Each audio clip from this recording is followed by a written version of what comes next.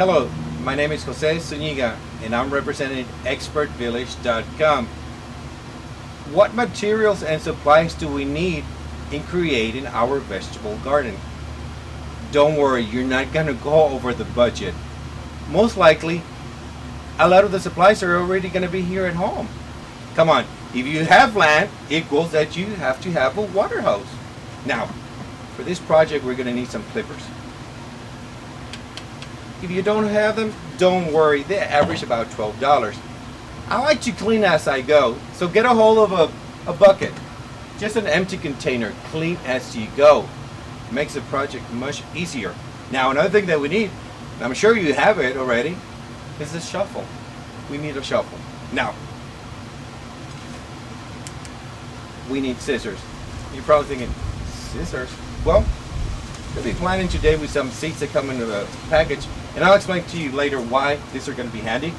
Now, need a couple of pencils. I know we're not going to school, but trust me, for this project they come extremely handy. Now, I know there's some of you out there that, oh, I can't handle that dirt. Well, just get a hold of a pair of gloves. They range between $1 and $2. I like to tackle that dirt. Let's just get the work done and enjoy it. Now, don't forget, we also need this little baby shovel. Comes in real handy. Now, most likely you have plants at home, so I'm sure you have a water can. It's going to come real handy as well. What do we need also?